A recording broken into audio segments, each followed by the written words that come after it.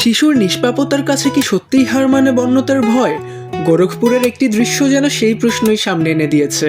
বাড়ির সামনে নিজের মতো করে খেলছিল ছোট্ট একটি শিশু। হঠাৎ পাশের মাঠ থেকে তার সাথে যোগ দেয় একটি বেজি। সাধারণত বেজি দেখলে যেখানে আতঙ্ক তৈরি হওয়ার কথা, সেখানে ঘটল সম্পূর্ণ ভিন্ন এক দৃশ্য। বেজিটি শিশুটির কাছে এসে যেন খেলায় মেতে উঠে।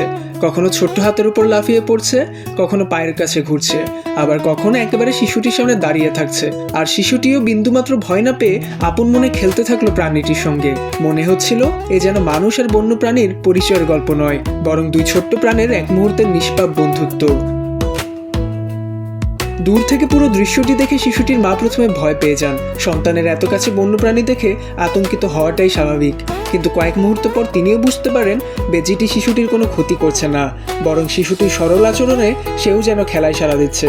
কখনো শিশুটির হাত পায়ের কাছে ছুটে যাচ্ছে, আবার কখনো একটু দূরে দাঁড়িয়ে তাকে দেখছে। তার চোখে মুখে নেই ভয়, নেই শত্রুতার কোনো চিহ্ন। শিশুটির জন্য পৃথিবীর সব প্রাণীই যেন তার বন্ধু।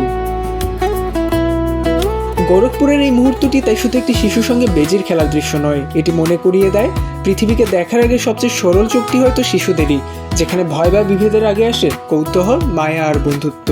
তবে বন্যপ্রাণী যতই শান্ত মনে হোক, এমন পরিস্থিতিতে শিশুদের নিরাপদ দূরত্বে রাখাই জরুরি, কারণ প্রকৃতির প্রাণীর আচরণ যে কোনো সময় বদলে যেতে পারে। ওমর ফারুক সাজ্জাদ, বাংলা টিভি।